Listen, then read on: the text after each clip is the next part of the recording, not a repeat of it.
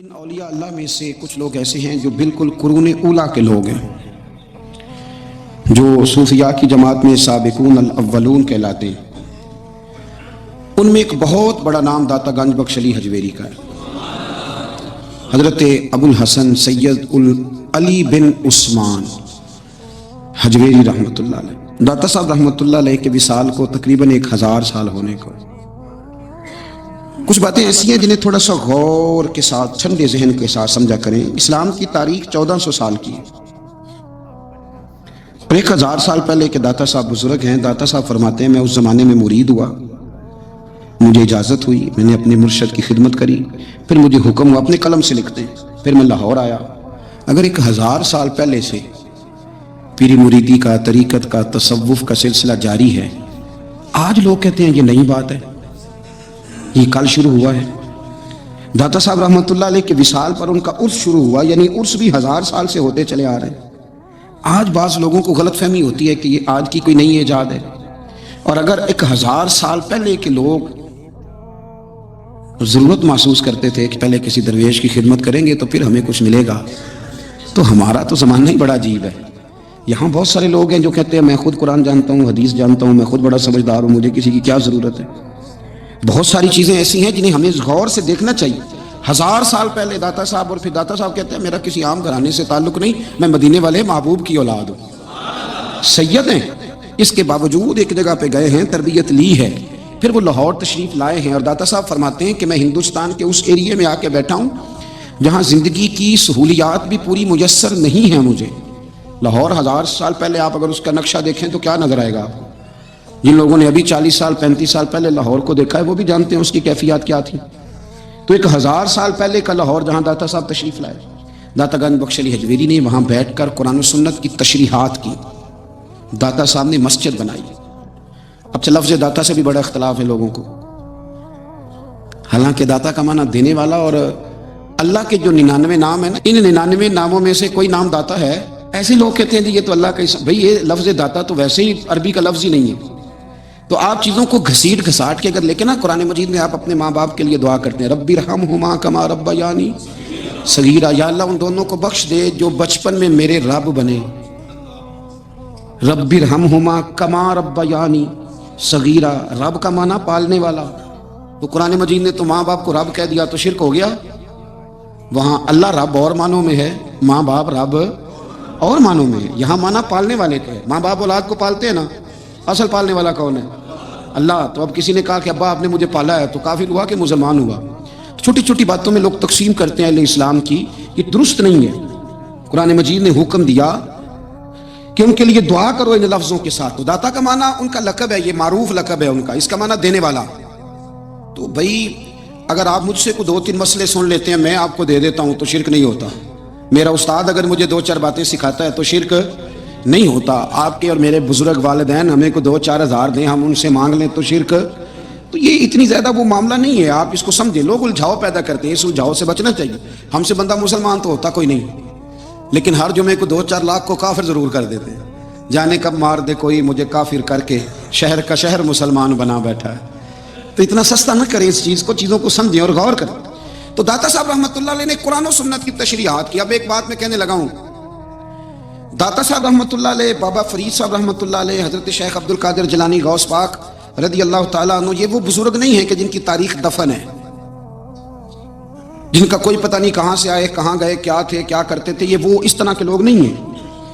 ان لوگوں کا کلام اصل صورت میں آج بھی دنیا میں موجود ہے۔ بابا فرید کی تحریریں موجود ہیں، حضرت غوث پاک کی کتابیں موجود ہیں، داتا گنج بخش علی حجویری کی کشف المحجوب شاید دنیا کی ہر زبان میں ملتی ہے۔ اب میں جو بات کہنے لگا اس پر غور کرنا، اگر کشف المحجوب آپ پڑھیں نا ساری، تو سب سے پہلے وہاں ملنگوں کا داخلہ بند ہوگا، کوئی ملنگ آپ کو نظر نہیں آئے گا، چونکہ داتا صاحب کی تعلیمات بالکل اس کے برعکس ہیں۔ فوری طور پر وہاں عورتوں کا داخلہ بند ہوگا، چونکہ داتا صاحب کی تعلیمات اس کے بالکل برعکس ہیں۔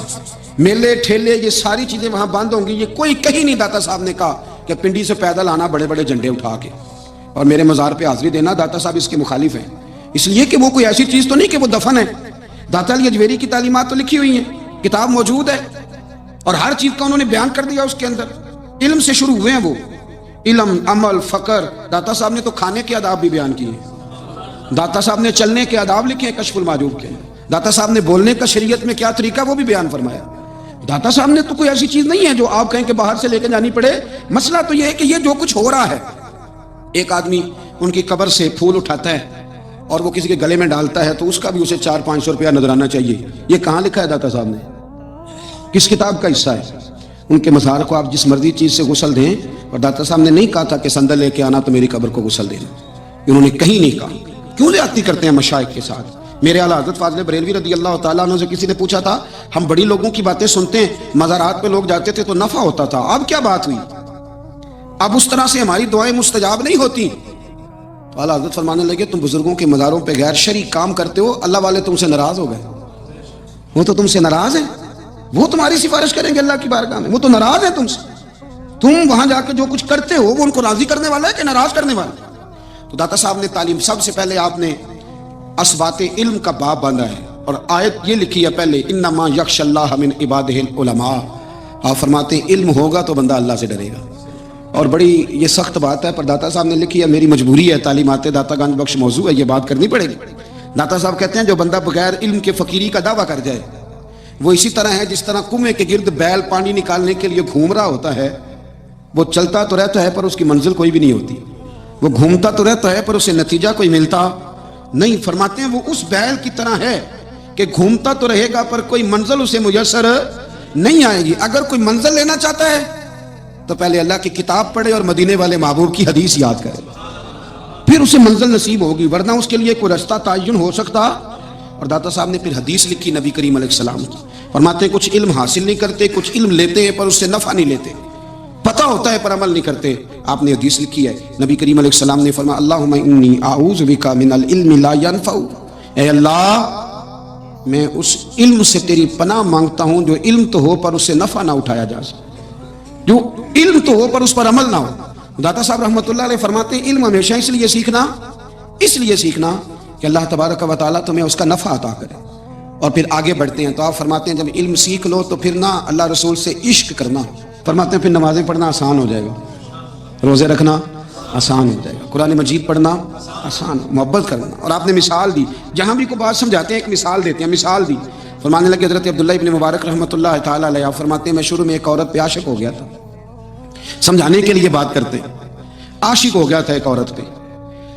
تو میں نے عشاء کی نماز اس کے محلے میں جا کے پڑھی. میرا مذہبی گھرانے سے تعلق تھا, نماز میں پڑھتا تھا. تو امام صاحب جو تھے نا, یہ داتا صاحب نے لکھا ہے کشف المعجوب, امام صاحب نے نا آیات ذرا لمبی پڑھی. تو میرے دل میں خیال آیا کہ مولانا آپ تو فارغ ہیں تو ہمیں تو اور بھی کام ہے. تو کہتے ہیں نماز سے فارغ ہو کے میں اس کے گھر کے چکر لگاتا تھا, ساری رات گھومتا رہتا تھا. وہ چند لمحوں کے لیے چھت پہ آتی تھی, 2-1 بات کرتی تھی, چلی جاتی تھی. حد یہ ہے کہ مجھے کبھی اس پہ غصہ بھی نہیں آیا اور اس کا انتظار کر کے کبھی میں تھکا بھی. یہ داتا صاحب لکھ رہے ہیں. حضرت عبداللہ ابن مبارک فرماتے ہیں ایک رات میں گیا, اسی طرح میں نے نماز پڑھی, پھر میں اس کے گھر گیا. میں ساری رات, سردیوں کی ٹھنڈی رات, 11-12 گھنٹے اس کے گھر کا طواف کرتا رہا, معاذ اللہ چکر لگاتا رہا. آدھی رات کو سحری کے وقت وہ چھت پہ آئی 1 منٹ کے لیے اور کہنے لگی گھر میں مہمان بہت زیادہ ہیں, آج بات نہیں ہو سکے گی.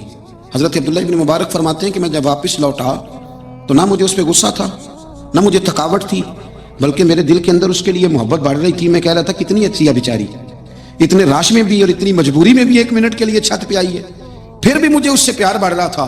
کہتے ہیں جب میں تھوڑا آگے بڑھا تو فجر کی اذان ہو رہی تھی. یکدم میرے اندر سے آواز اٹھی. میں نے کہا عبداللہ اگر تو ایک عورت کے لیے ساری رات کھڑا رہتا ہے, نہ تھکاوٹ ہوتی ہے, نہ غصہ آتا ہے, بلکہ پیار بڑھتا ہے, اگر عورت کے لیے بندہ کھڑا رہ سکتا ہے تو رب رسول کے لیے بھی کھڑا رہ سکتا ہے. پھر تراویح پڑھنا کوئی اتنا مشکل کام نہیں ہے, پھر تہجد کے لیے اٹھنا کوئی مشکل کام نہیں ہے. شرط یہ ہے کہ پیار ہو جائے.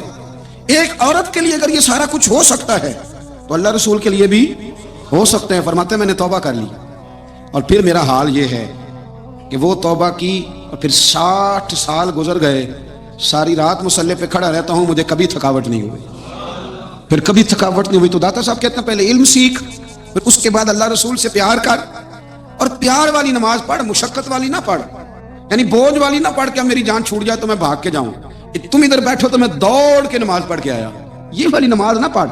پھر تو آیا تو پھر ذوق پیدا کر, پھر تیرے اندر شوق ہو, پھر تو توانائی والا جذبہ رکھے دین کے معاملے میں. پھر داتا صاحب ایک تیسری بات ارشاد فرماتے ہیں, ایک تیسری بات داتا صاحب کرتے ہیں. داتا صاحب کہتے ہیں کہ یہ یاد رکھ کہ جو تجھے اعزاز ملے گا نا زندگی میں, اعزاز تجھے جو زندگی میں ملے گا اور کوئی کرامت اگر تجھے ملے گی تو وہ صرف نبی پاک علیہ السلام کی سنت اور شریعت کی وجہ سے ملے گی. تو جتنے مرضی چلے کاٹ لے، وظیفے کر لے، کالا جادو، نیلا جادو، پیلا جادو، جو مرضی تو سیکھ لے، اگر تجھے کوئی اللہ شان دے گا تو صرف اس لیے دے گا کہ تو نبی پاک کے دین پہ عمل کرتا ہے. اللہ کرے آپ کو میں یاد کرا سکوں، اللہ کرے ایسا ہو جائے اور میری جماعت سمجھنے لگ جائے کہ داتا صاحب کہتے ہیں سنت شریعت پہ عمل کرنا چاہیے. اور میں کوئی ایسی چھپی چھپائی بات بھی نہیں کر رہا. کشف المعجوب دنیا کی ہر زبان میں اردو میں ملتی ہے، آپ لے کے دیکھ سکتے ہیں. داتا صاحب فرماتے ہیں اعزاز جو تمہیں ملے گا نا، اگر شان چاہتے ہو، وہ ہمارے نا بہت سارے ایسے لوگ ہیں جو کہتے ہیں کوئی ایسی چیز ہاتھ لگے، اعلیٰ دین کا چراغ ایسے گھسایا جائے اور فوری طور پہ پیر صاحب نے کہہ دیا تو ریل پیل ہو گئی پیسوں کی. تو میں کہتا ہوں یہ تو دین کا مزاج ہی نہیں، یہ تو دین کی طبیعت ہے ہی نہیں، یہ تو ذوق ہی نہیں دین کا، یہ طبیعت ہی نہیں، مزاج ہی نہیں. میرے عزیز داتا علی اجویری رحمۃ اللہ علیہ فرماتے ہیں تو سنت پہ عمل کر، شریعت پہ عمل کر. اللہ کا قرآن کہتا ہے قل ان کنتم تحبون اللہ فاتبعونی یحببکم اللہ. فرمایا اللہ کا قرآن کہتا ہے کہ جب تو نبی کریم کی غلامی کرے گا نا تو اللہ خود تمہیں اپنا محبوب بنا لے گا، اللہ خود تمہیں اپنا محبوب بنا لے گا. تو اور کیا چاہیے. داتا صاحب نے ایک بزرگ کی بات لکھی ہے جو تابعی ہیں، تابعی اس کو کہتے ہیں جو صحابہ کے شاگرد ہوتے ہیں.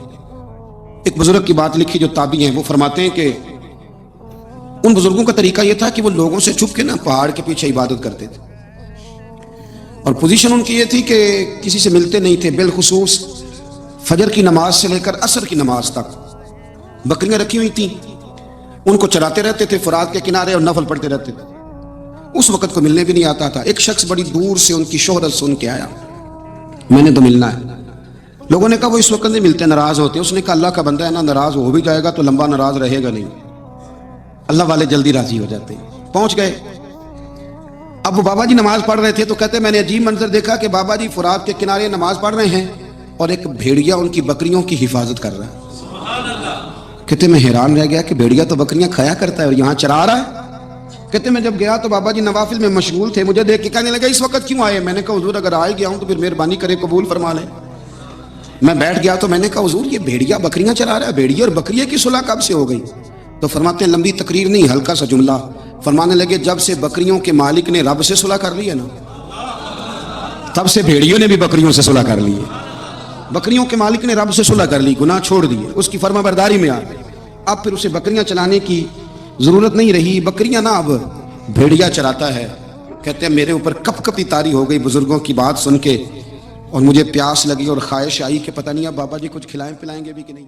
دل ٹھکانا میرے حضور کا ہے، مجھ سا آسی کہاں مدینہ کہاں، مجھ سا آسی کہاں مدینہ کہاں، یہ بلانا میرے حضور کا ہے، یہ بلانا میرے حضور کا ہے دل ٹھکانا.